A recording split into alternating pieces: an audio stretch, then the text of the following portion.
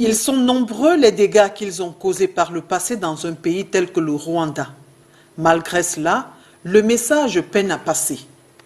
Les discours de haine prennent de l'ampleur dans notre société et l'avènement des technologies de l'information et de la communication ne va pas pour améliorer les choses. La croissance est désormais exponentielle.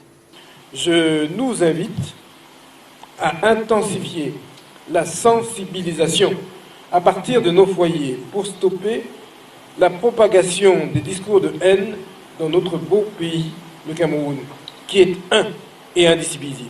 Si les médias dits traditionnels sont également indexés comme partisans de la propagation des discours de haine, reste que la famille, socle de la société, doit revenir à ses obligations de base. Quand on envoie nos enfants étudier, il ne revient non seulement pas qu'aux instituteurs de ce côté de faire l'entièreté des choses, il revient à la fois aux parents, à la base et à la source. Donc chacun dans nos villages respectifs, dans nos foyers, dans nos entreprises, dans nos associations, nos collectivités, nos rapprochements, devrait, n'est-ce pas, mettre vraiment un reset, comme on le dit, depuis la base, éradiquer, éduquer dans le sens civique le plus indiqué.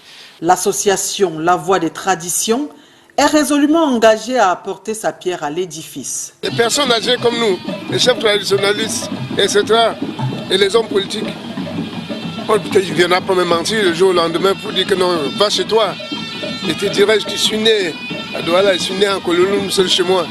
Et je répète encore haut et fort que tout Camerounais est chez lui, du moment où il est sur le territoire camerounais.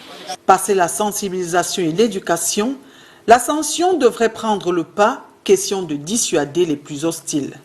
Il faudrait éduquer. Et après l'éducation, il faut que ceux qui sont en charge, n'est-ce pas, de nos lois et de nos règlements, fassent, n'est-ce pas, le travail.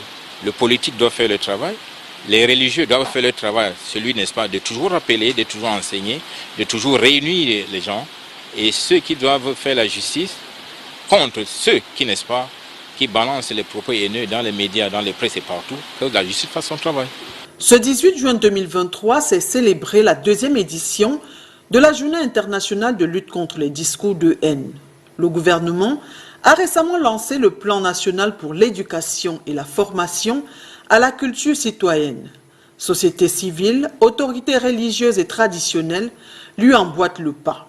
L'objectif, éradiquer les discours de haine dans notre société.